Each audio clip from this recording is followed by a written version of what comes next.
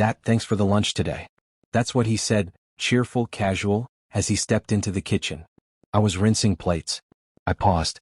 "Buddy, I didn't make you a lunch." His forehead creased. He lifted a foil-wrapped sandwich like proof. My name was written across the top in familiar ink.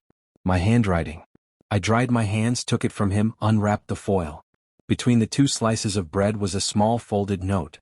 Uneasy heat crawled up my neck. The paper had been folded and unfolded a dozen times. Someone had been gripping it. The message was short. "You shouldn't have left her." For a second the world contracted, like the walls were closing in.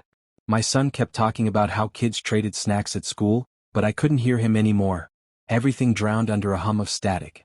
It was her writing. My ex-wife's. The woman we buried 5 years ago. I tried to rationalize it. Brain playing tricks. Sick joke. Some parent at his school thought it'd be funny. But I knew those letters. The way she always tilted her T. The hook she made at the end of every R. You never forget someone's script once you share a life with them. The sandwich was cut diagonally. She always cut sandwiches that way. Never straight across. I told myself I was overthinking. But I knew I wasn't. That night, sleep didn't visit me. Instead, memories did, sharp, unflinching ones. The arguments. The dead stares over the dinner table.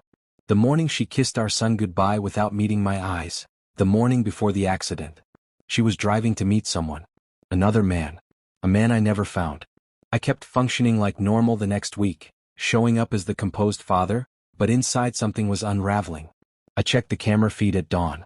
Someone had placed my son's lunchbox on our porch. No face, just a pale wrist and hand. Thin.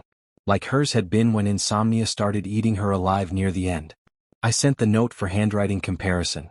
Told the examiner it was from an old letter we'd rediscovered in a book. He said the strokes were identical. Same pressure. Same pattern. Same writer. Impossible, but truth doesn't negotiate with disbelief. Next I went to her grave. The soil wasn't disturbed, but there were fresh flowers.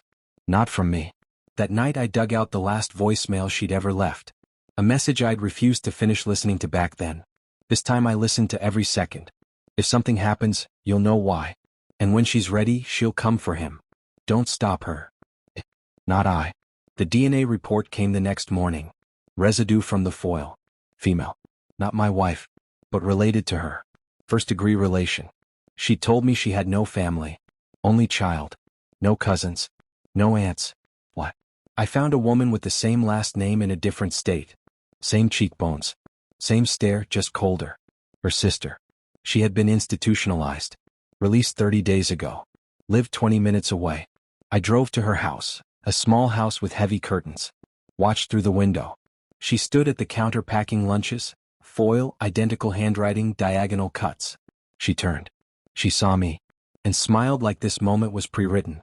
"I promised her I'd look after him," she whispered. She didn't want him to forget her. I slid the note across her table, the same note from my son's sandwich. Her smile cracked. "You abandoned her," she murmured. "So I came back for her son." I didn't raise my voice. Didn't touch her. I set a small black recorder on the table, little blinking red light. I'd recorded everything she had just said. Her face drained. "I didn't come here for you," I told her quietly. "I came here for the truth." Sirens screamed outside.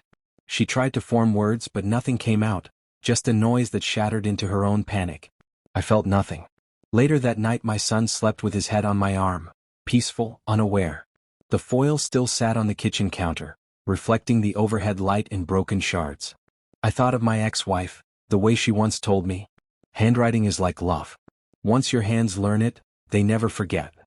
She wasn't wrong. But sometimes it's the living fingers of the dead, or the ones who inherit their obsessions, that write the last chapter. I folded the note again, dropped it in the trash, and turned off the lights. 5 years later, finally, I didn't look back. Thanks for watching. Remember to like, comment, and share. Subscribe now to Cheating Stories Inside World for more twisted true life tales.